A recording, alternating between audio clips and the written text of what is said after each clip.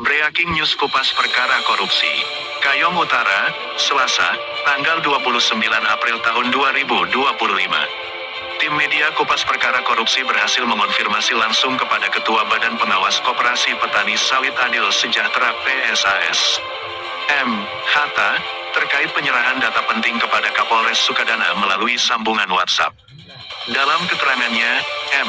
Hatta mengaku tidak mengetahui siapa pihak pertama yang menyerahkan dokumen kepada Polres, dan juga tidak tahu menahu tentang identitas pengacara yang menerima uang gaji para petani. Ia menegaskan, kehadirannya di Polres hanya sebagai pengawas saat proses penyerahan uang dari koperasi kepada pihak pengacara. Pengakuan ini sontak memunculkan pertanyaan serius dari publik, bagaimana mungkin seorang ketua badan pengawas hadir dalam proses penting, namun tidak memahami substansi maupun tujuan dari tindakan tersebut.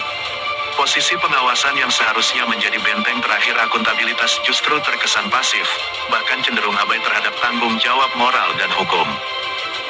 Sesuai hasil penelusuran media Kupas Perkara Korupsi, diduga penyerahan data ke Kapolres dilakukan oleh Khalifah Ketua Koperasi Saripudin, Sekretaris Sudirman, Bendahara M. Hatta Ketua Pengawas, serta dua anggota koperasi lainnya, Junaidi dan Iyus.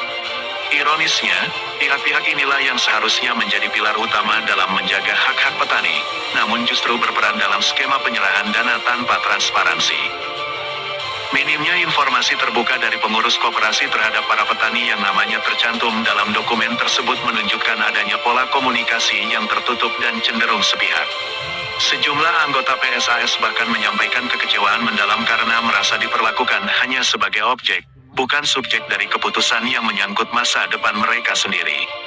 Dari hasil penelusuran media Kupas Perkara Korupsi, ditemukan fakta bahwa pada tanggal 4 Maret tahun 2025, Ketua Koperasi Khalifah menyerahkan uang gaji petani kepada pengacara Syarif Muhammad Redo, SH dan Muhammad Isar Rafi melalui transfer ke rekening Bank Mandiri atas nama Syarif Muhammad Redo. Penyaluran uang dalam jumlah besar kepada pihak eksternal tanpa mandat terbuka dari anggota koperasi menimbulkan kecurigaan kuat akan adanya kepentingan terselubung.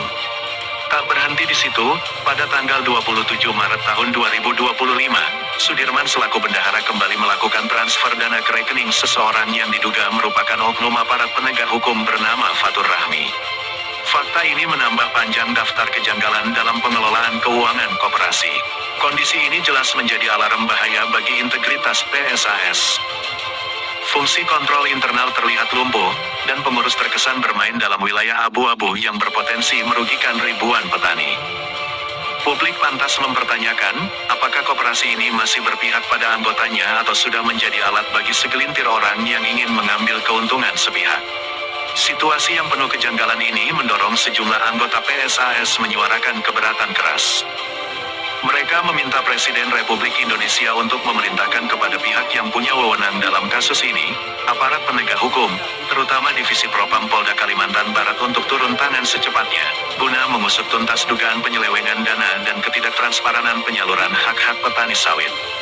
Kupas Perkara Korupsi akan terus mengawal perkembangan kasus ini, dan akan berusaha menyajikan fakta tanpa kompromi, dan memastikan suara petani tidak dibungkam oleh kepentingan oknum-oknum yang tidak bertanggung jawab. Terima kasih telah menonton. Jangan lupa, like, komen dan subscribe. Penulis, Sumardi.